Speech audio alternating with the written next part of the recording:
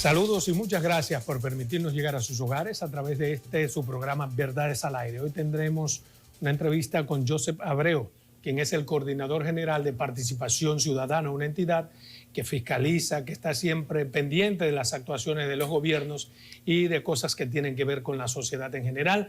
Así que con él hablaremos sobre temas sumamente importantes. Pero antes, saludarle. ¿Cómo está usted? Bienvenido a Verdades al Aire.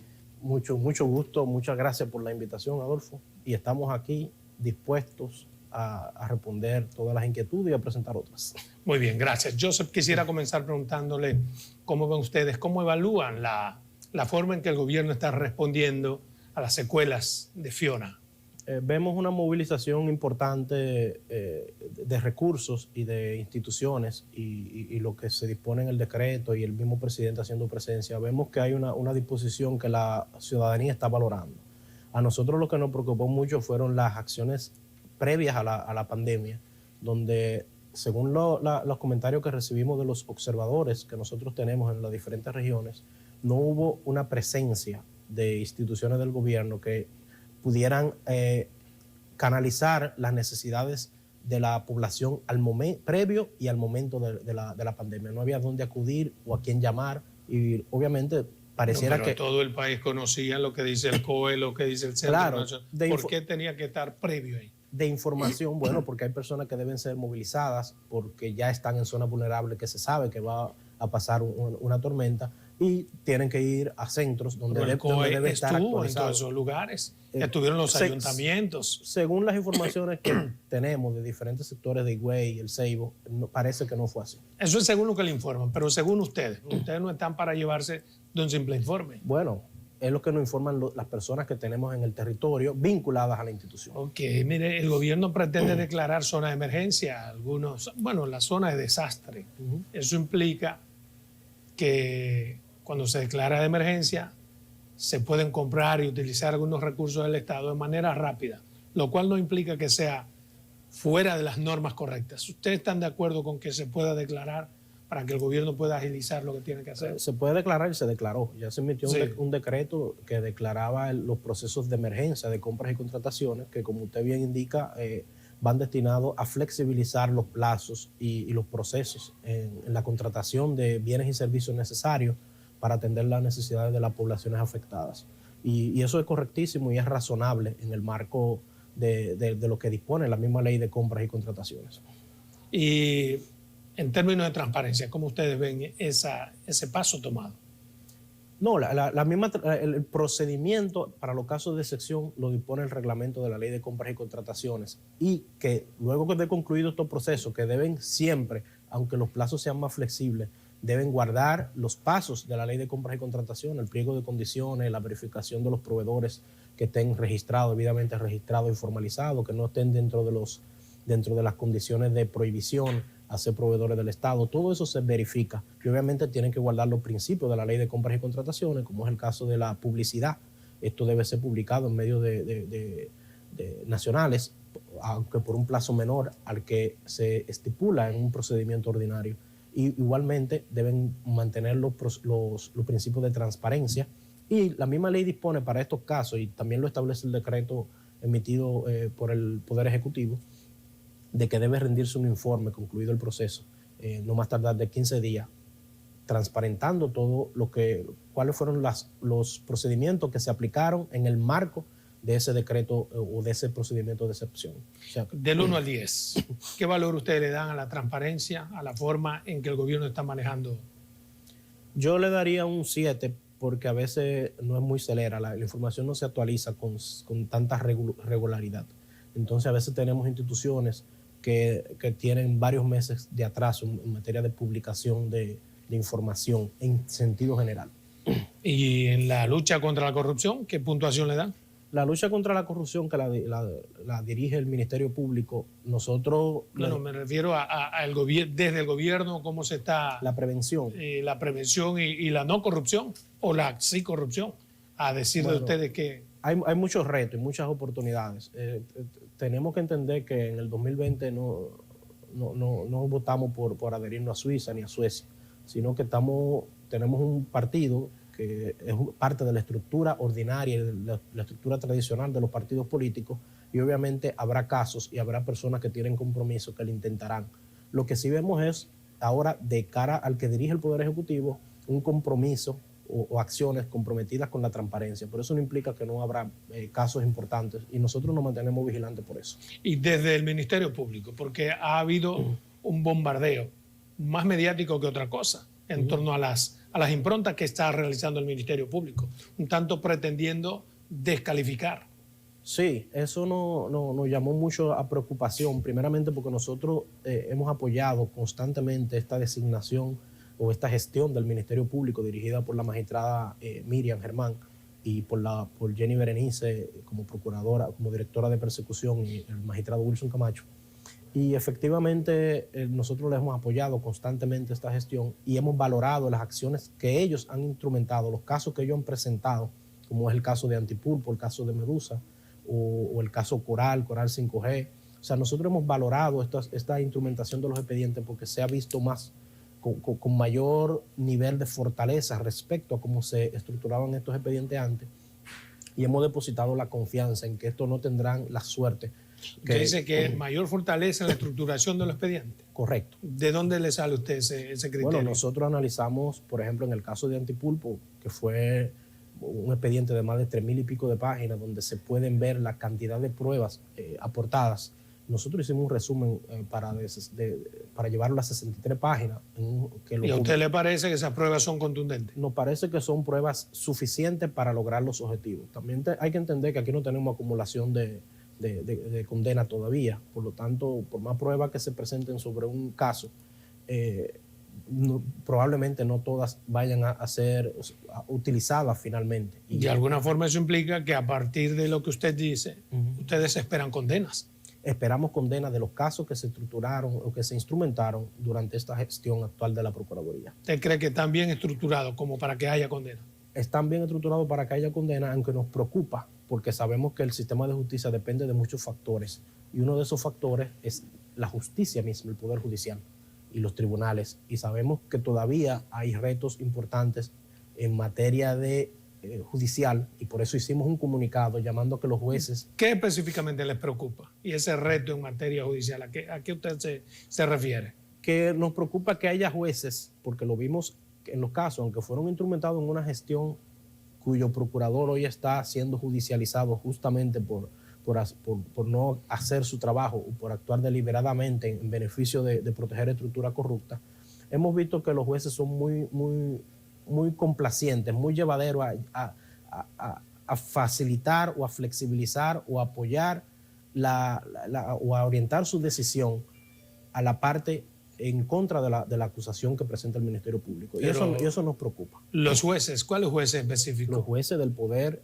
No, porque usted lo está involucrando a todo. ¿En qué caso específico? No, porque nosotros no tenemos una acusación directa. Simplemente nos preocupa el torno que ha llevado, el curso completo que han llevado los diferentes casos y esa orientación. Pero la decisión de un juez, perdóneme, está orientada y está indefectiblemente ligada a las pruebas que le lleve. O sea, si el Ministerio Público prepara un expediente deficiente, no podemos esperar que un juez sea el contundente, ¿o no? Sí, estamos totalmente de acuerdo, pero siempre hay un margen donde el juez tiene una opción de deliberar, y si no hubiera jueces, si no simplemente hubiera una computadora. Pero ese margen se lo da la ley. Se lo da la ley. En el marco de la ley, pero siempre hay un margen, siempre hay un margen. Por ponerle un ejemplo puntual. Sí.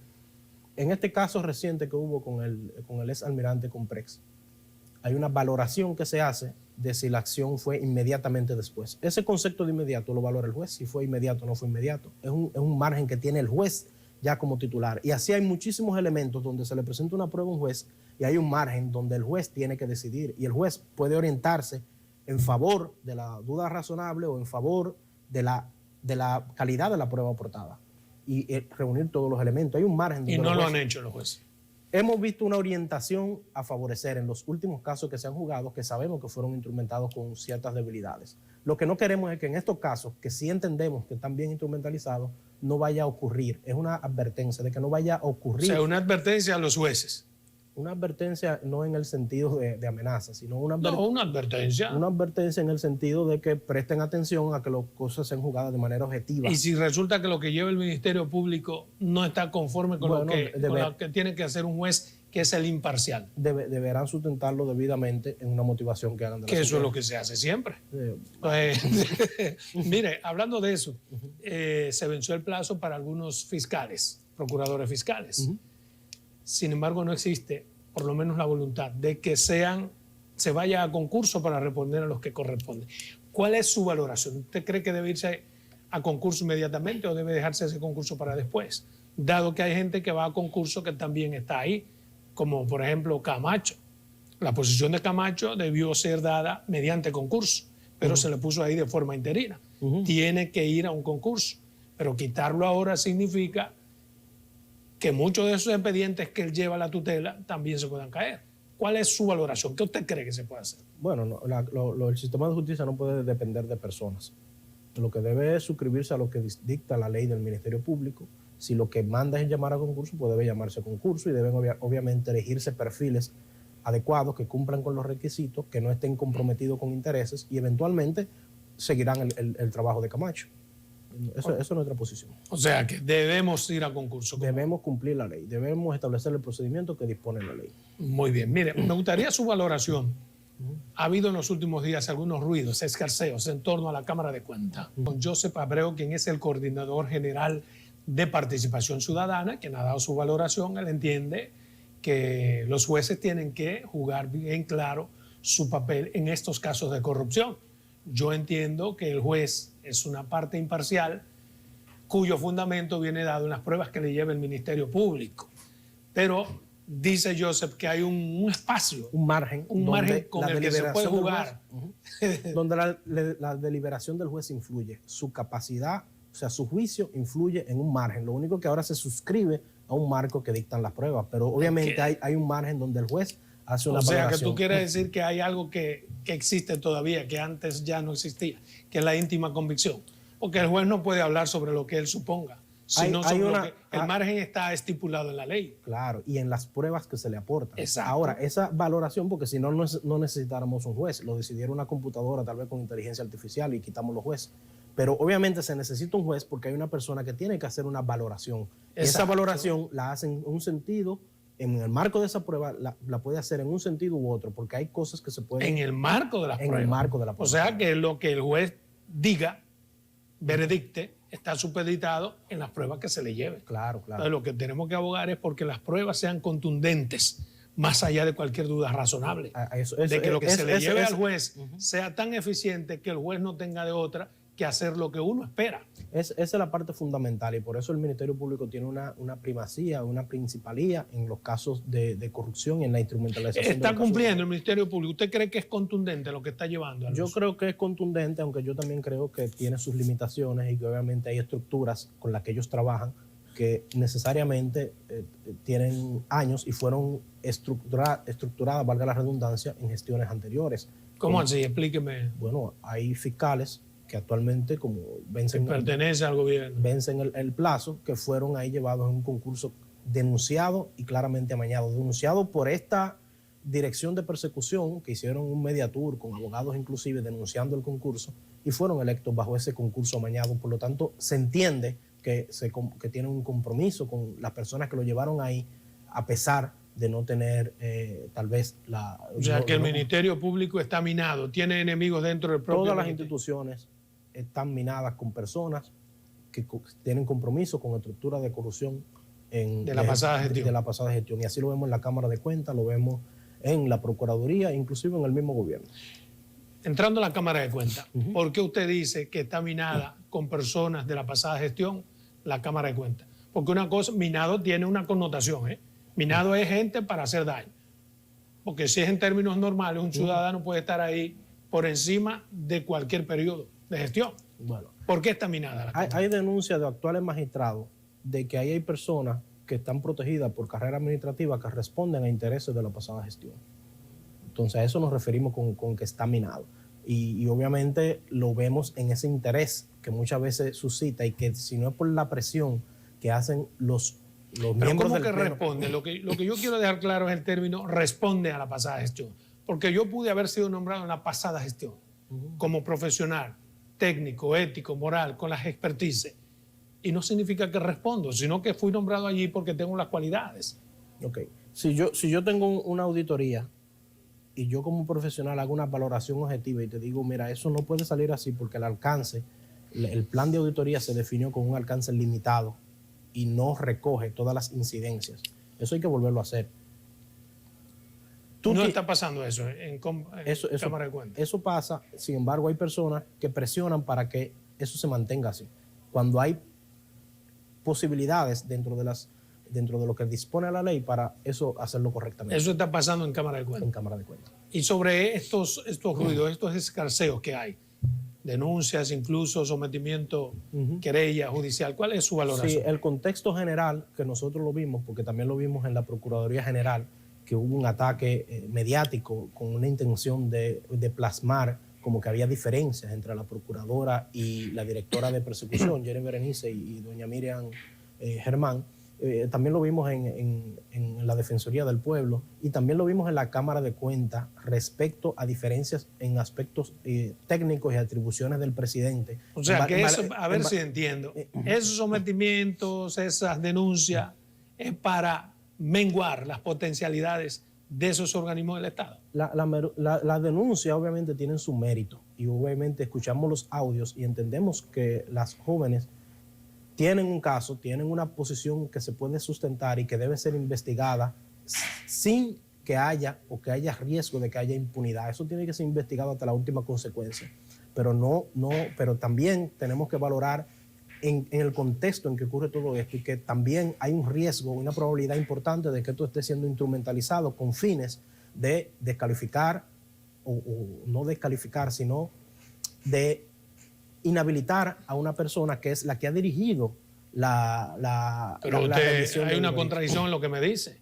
Si usted me dice que tiene fundamento, que hay argumentos suficientes y que tiene que llevar hasta las últimas consecuencias, sí, el que alguien se pueda beneficiar, eso es algo, digamos, lateral, colateral, porque lo importante es lo que usted ha dicho en principio. Si están los méritos, no importa quién se beneficie. Sí, no. Pero lo que queremos es que las cosas se lleven por separado y que no mezclemos las auditorías que están pendientes de salir y que quieren salir maquilladas con el tema de la situación personal que tiene el presidente de esa institución, que debe obviamente investigarse hasta las últimas consecuencias. ¿Cómo lo dividimos eso entonces?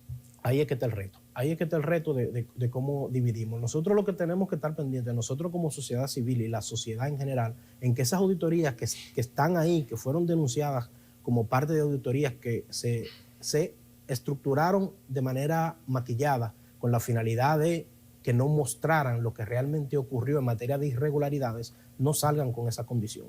Eso es lo que importa, las auditorías. Eso importa e importa lo otro, pero tenemos que llevar las cosas por separado. Obviamente la investigación debe llevarse hasta las últimas consecuencias a título personal de la persona de cara a su responsabilidad personal.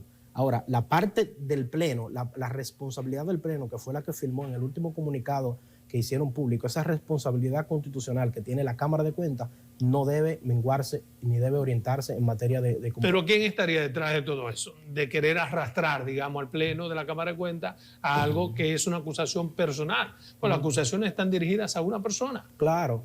Y entonces, ¿por qué usted cree que se quiere arrastrar? Bueno, porque en la medida, las acciones, por ejemplo, de revisión de auditoría, la dirigen dentro del Pleno las personas que han tenido o que se ha verificado un compromiso con la institucionalidad, con la independencia, que son básicamente 3 de los magistrados. Y hay otros 2 que se le han identificado un compromiso. Que no tienen compromiso con la institucionalidad. Bueno, o que se le ha identificado compromisos o vínculos con gestiones pasadas. ¿Y quién determina quién tiene compromiso con la institucionalidad y la independencia y quién no? ¿Participación ciudadana? El actuar conforme a las atribuciones de la ley, en actuar conforme a los intereses de que si eso está mal y tiene que revisarse, y la ley da la calidad de que se revise, porque se revisa. Pero conforme a las atribuciones de la ley, todos fueron puestos allí porque tienen las condiciones y las cualidades. O sea, ¿cómo ahora me dividen estos sí y estos no? ¿Cómo ustedes tienen esas condiciones y las cualidades generales por las acciones? Las acciones no definen. Las acciones de cara al compromiso y la institucionalidad no definen. Si yo tengo un compromiso, porque la procuradora actual fue electa ahí conforme a lo que dispone la Constitución y la anterior también fue electo conforme a lo que dispone la Constitución. ¿El presidente de la Cámara de Cuentas está ahí conforme a lo que dice la ley o está siendo atacado? Todos están ahí conforme a lo que dice la ley, pero las acciones de él como técnico están conforme a lo que dice la ley. ¿Y la de otros no? Aparentemente no, porque si yo te estoy presentando una valoración objetiva conforme a las atribuciones de la ley y si tú no la apoyas o no aportas una motivación objetiva de por qué tú no estás de acuerdo, entonces tú tienes otro compromiso. Pero las decisiones en la Cámara de Cuentas se toman en base a mayoría. En base a mayoría. Si la mayoría dijo que no, pues no. Sí, ahora mismo la mayoría está a favor de que eso se haga de manera como manda la ley y como corresponde. Entonces todo resultado de la Cámara de Cuentas será apoyado. Claro, no importa qué. Pero si en un proceso ya una responsabilidad personal que tiene el presidente de cara a un posible delito, porque según las informaciones que se han publicado hasta ahora, aparentemente son acciones muy inapropiadas y muy lamentables, pero no parecen configurar un delito. Eso lo valorará obviamente la investigación.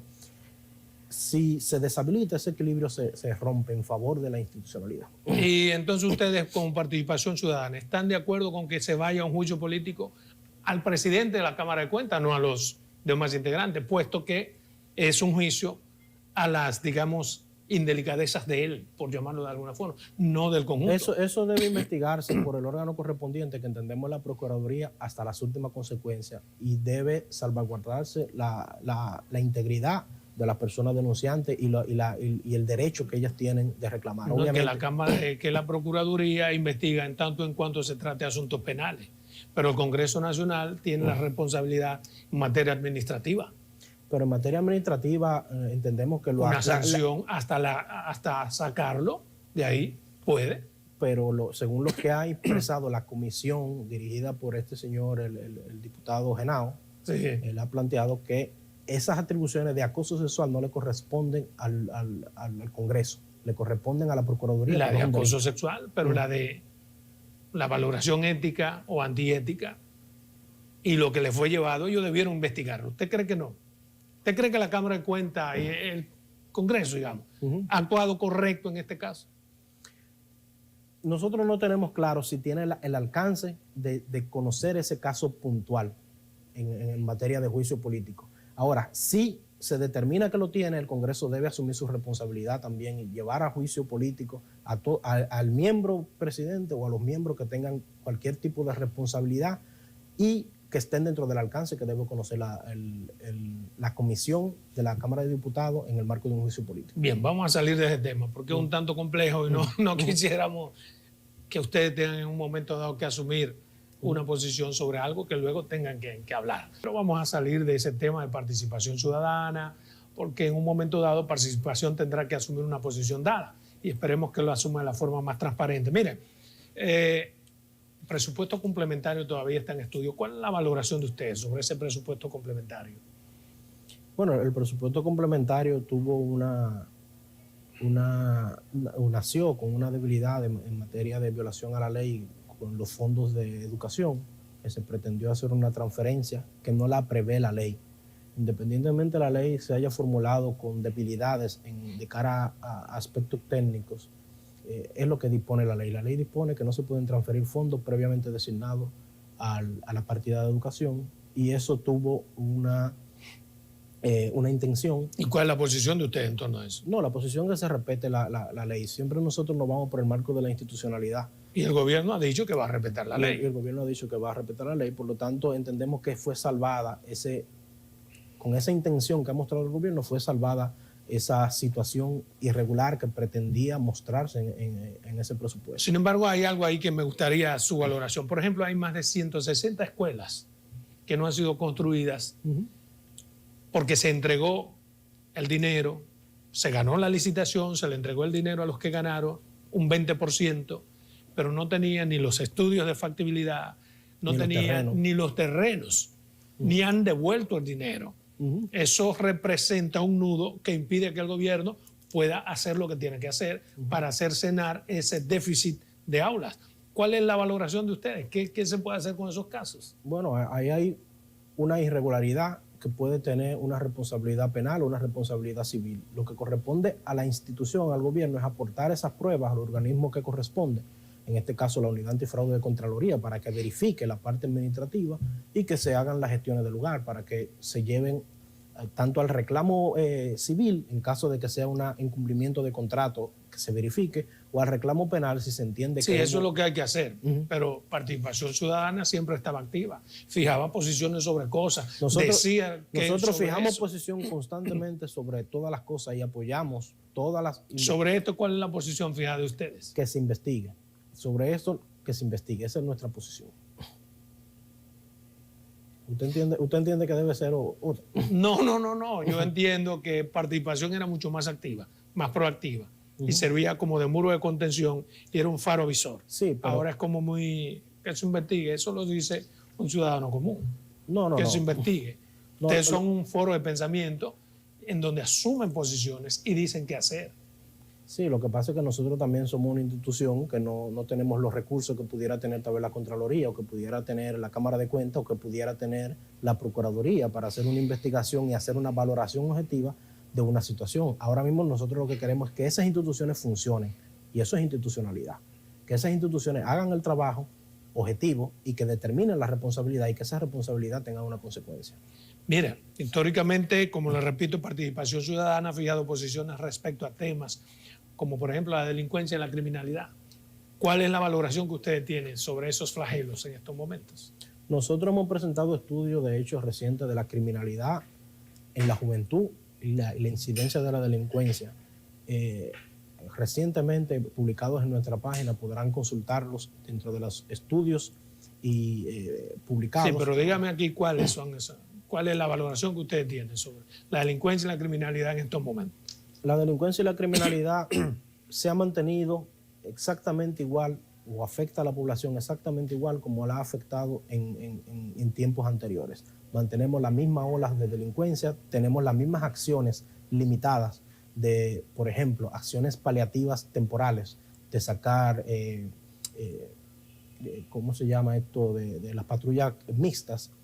Cuando hay una ola muy agresiva, esto lo apalea un poco, pero no se toman acciones de cara a lo que el origen de la delincuencia, que es esas deficiencias que hay en los sectores más vulnerables, y esa falta de oportunidades que tienen la juventud principalmente en esos sectores más vulnerables, que dejan desamparados estos jóvenes y que son finalmente capturados por... O sea, lo que ha hecho el gobierno, digamos, el Ministerio de Interior y Policía, con esa reforma policial, con esa reestructuración, no ha servido para nada.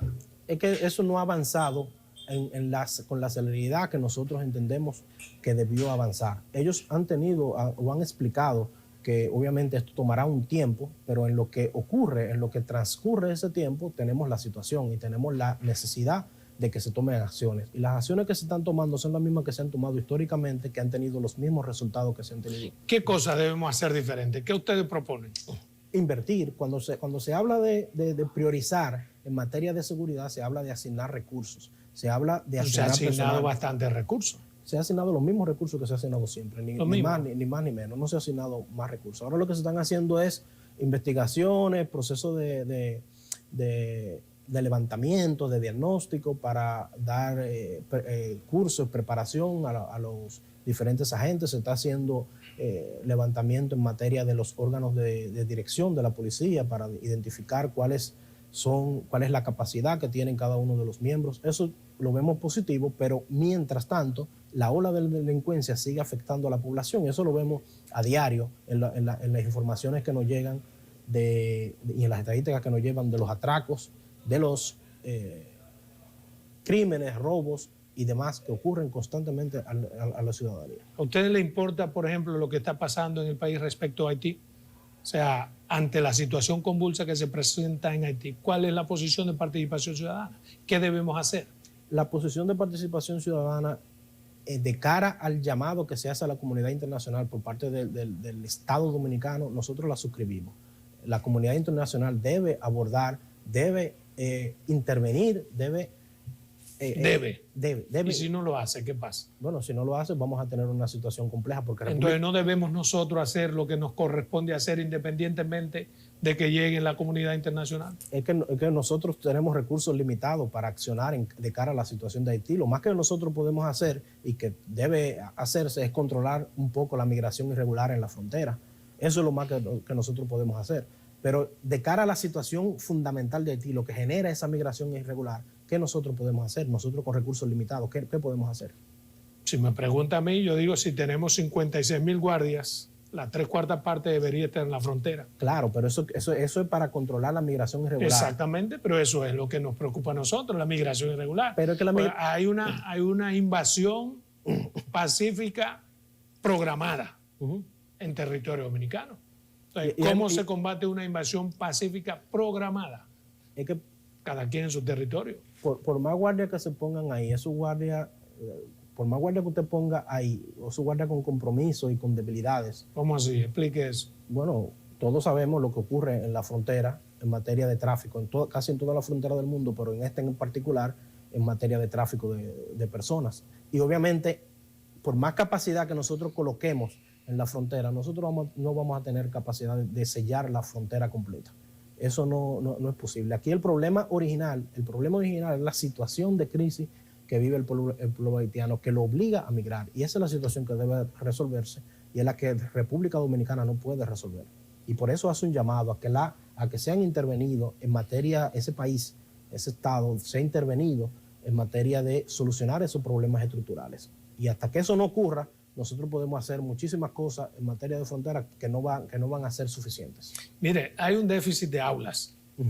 Inició el año escolar y eso ha hecho que el gobierno, con un acuerdo con los colegios privados, algunos de ellos que habían quebrado, digamos, por la situación, utilice las aulas y pretende erogar unos $500 por cada estudiante para mantener. Algunos comienzan ya a alegar la posibilidad de que ese proceso no sea transparente.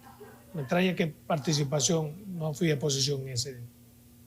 Eso todavía no hemos concluido en la investigación de cuál es la forma concreta, si estos $500 son mensuales, un pago único, si se va a hacer en efectivo directamente a la institución o si se va a hacer a la familia. Esa información no está clara y nosotros lo que estamos reuniendo la información para valorar cuáles son los riesgos que van a determinar las posibles acciones que riñan en materia del uso de los fondos públicos. Esa es la parte que nos falta complementar. ¿Y cuándo tendrían ustedes un informe? Tal vez la próxima semana, prontamente tendremos una información ya contundente respecto a eso. Y sobre la entrega que se pretende hacer también de bonos a las familias afectadas, ¿ustedes la favorecen? El mecanismo, obviamente, los bonos son necesarios para las familias afectadas. Lo que nos preocupa es que lleguen o no a las familias afectadas. Vimos denuncias recientes de un senador de Montecristi, me parece. Exacto. ¿Cuál es su valoración sobre ese caso en particular? Que se tomen los controles para evitar que eso llegue a las personas o que eso se utilice para beneficiar compromisos o para cumplir compromisos clientelares a personas que no lo necesitan, y que esto efectivamente llegue mediante una base de datos que debe tener el SUBEN, y que esto efectivamente llegue a la familia necesitada. Y hemos tenido casos recientes, por ejemplo, en la tarjeta Supérate, que están en proceso de investigación. Sin embargo, no hemos tenido una conclusión respecto a cuáles son las responsabilidades o cuáles fueron las debilidades que llevaron a que se produjeran. ¿Ustedes le dan seguimiento a eso? Totalmente. Mire, hay un tema al que ustedes siempre le han dado mucho seguimiento y, para ser honesto, ha sido parte fundamental en el desarrollo, en el fortalecimiento, que es el proceso de las elecciones. Pero vemos cómo el presidente de la Junta Central Electoral anda por ahí como un Sancho Panza peleando contra molinos de viento para que se aprueben las modificaciones a la ley electoral y de partidos políticos, algo en la que se supone todos los partidos están de acuerdo. ¿Cuál es su valoración sobre y por qué usted cree que no se ha logrado aprobar algo que se supone que es tan trascendental para la vida? Nosotros hicimos visita tanto con esa misma preocupación, tanto al presidente de la Cámara de Diputados como al presidente del Senado y a la comisión que está conociendo estas leyes, y nos mostraron los avances que ellos tenían en materia de revisión, que habían concluido con el proceso de revisión de la ley electoral y que estaban en proceso de revisión de la ley de partidos, pero que habían sometido esos borradores revisados para que incluyeran su comentario a los partidos políticos y no habían tenido respuesta de los principales partidos políticos, incluyendo el mismo partido de gobierno, y que no habían tenido respuesta. Y obviamente por eso hicimos un llamado que inclusive fue malintencionalmente denunciado por el vocero del partido. Pero eso que usted me acaba de decir, perdóneme, evidencia que no hay como una cierta voluntad política. No hay una voluntad. Entonces, ¿qué usted cree que puede haber detrás de todo eso? ¿Por qué no quisieron los partidos que se corría algo que nos afectó a todos? Yo entiendo que hay oportunidades de cara a actividades o a hacer designaciones de personas de manera poco objetiva, poco transparente, designaciones de utilización de recursos públicos y de financiamiento que ellos, todos los partidos en conjunto, pretenden mantener y que son de las piezas fundamentales que incluyen esta pieza legislativa. O sea que por beneficio propio de los partidos ellos no quieren aprobar las modificaciones. Esa es la voluntad que han mostrado y eso parece ser. Las explicaciones que no han dado es que no han recibido todas las, en las vistas que han hecho o en las consultas que han hecho ya de manera directa a los partidos políticos, no han recibido la retroalimentación. Y la posición que se fijó, que más que una modificación, era lanzar leyes totalmente nuevas. ¿Qué ustedes sugieren entonces? Nosotros lo que queremos es que esas propuestas que fueron aprobadas, que son las que tenemos, sean aprobadas en esta legislatura, preferiblemente antes de que concluya este año calendario, porque ya en el próximo año 2023 nosotros ya estamos en un año preelectoral donde van a iniciar los periodos de pre-campaña y necesitamos tener un marco legislativo que no sea el anterior, que ya vimos todas las debilidades y todas las inconstitucionalidades que presentaron. Ustedes tienen también un centro económico, un centro de pensamiento económico ahí en Participación Ciudadana. ¿Cómo evalúan ustedes la situación económica del país en estos momentos? Bueno, la situación económica del país, como se ha transmitido tanto por el Banco Central como por el Ministerio de Economía, es una situación de crecimiento, ha sido valorada internacionalmente y hasta ese punto o sea, ha sido así por los últimos 25 años. Lo que sigue siendo o que sigue faltando es que haya una redistribución de esa riqueza de cara a acciones concretas que lleguen a la población en general, principalmente a la población más vulnerable, que tienen bajos ingresos, que tienen bajas necesidades, que llegue a los servicios públicos de calidad y que un ciudadano común, que históricamente ha pasado de clase media, no tenga obligatoriamente que inscribir, por ejemplo, a su niño a un colegio, porque no puede. Pero esta situación de Fiona nos va a golpear mucho más. Sí, pero ya es una circunstancia puntual. Pero perdóneme, una circunstancia puntual que implicaría, según estudios preliminares, una inversión de más de 3.000 millones de dólares encima de todo lo que tenemos. Claro. Pero hay fondos destinados en el presupuesto justamente para calamidades. Un 0.5% del PIB está destinado en el presupuesto para atender a calamidades de emergencia nacional y obviamente otros mecanismos de financiar que no deben comprometer ya el plan de desarrollo que debe tener un país, pero del desarrollo sostenible, el desarrollo real. O sea, no es invertir en educación en materia de infraestructura como se ha venido haciendo, sino invertir en diseño de un plan, de una currícula educativa que satisfaga las necesidades que tiene la población para ser competitiva, para aumentar sus ingresos cuando salga a la calle.